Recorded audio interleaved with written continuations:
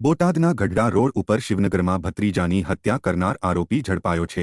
21 માર્ચના રોજ ભત્રીજાની પોતાના ઘરે જ હત્યા કરી હતી। આકાશ પ્રકાશભાઈ પરમાર નામના યુવાનની હત્યા થવા પામી હતી। નગરપાલિકા દ્વારા નળ કનેક્શન કાપી નાખેલ હોય તેની માથાકૂટમાં દાઝ રાખીને હત્યા કરવામાં આવી હોવાનું પ્રાથમિક તારણ છે। ત્યારે હત્યા કરનાર રાજુભાઈ ડાયાભાઈ પરમારની પોલીસ દ્વારા ધરપકડ કરવામાં આવી છે। પોલીસ દ્વારા આરોપીની ધરપકડ કરી વધુ તપાસ હાથ ધરી છે। हाँ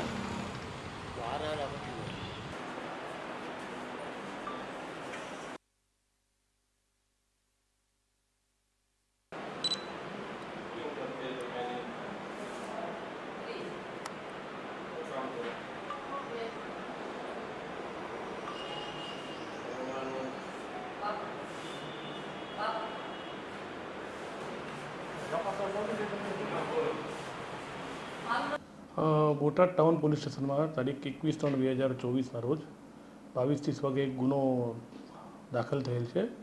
ખૂનનો ગુનો દાખલ થયેલ છે અને ફરિયાદ જોતા રાજુભાઈ ડાયાભાઈ પરમાર નામના વ્યક્તિએ એના સગ્ગા નાના ભાઈના દીકરા એના સગ્ગા ભત્રીજા આકાશ, જેની ઉંમર 23 વર્ષની છે, એને કોહાડી અને પાવડાના ઘા મારી અને હથોડીથી એનું મોત નિપજાવેલ છે, જે અનુસંધાને ગુનો દાખલ થયેલ છે।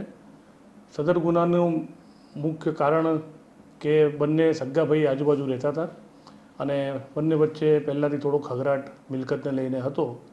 રાજુભાઈના ઘરે નગરપાલિકા દ્વારા વેરો નહીં ભરવાના કારણે નળનું કનેક્શન કાપી નાખેલું, જેથી રાજુભાઈને એવો શક અને વહેમ હતો કે એના ભાઈ પ્રકાશભાઈ અને એનો ભત્રીજો આકાશ એ બંને આ નળનું કનેક્શન કાપી નાખ્યું છે। એની રીસ રાખીને બંને વચ્ચે ઝઘડો થયો અને 21 માર્ચના રોજ રાત્રિના 22:30 વાગે એ ઝઘડોના કારણે રાજુભાઈએ હથોડી, કોદાળી અને પાવડા વડે આકાશને માર મારીને એનું મોત નિપજાવેલ છે। આરોપી હાલ પોલીસે અટક કરી લીધેલ છે અને આ ગુનાની વધુ તપાસ Botad town police inspector Kharadi ચલાવી રહ્યા છે।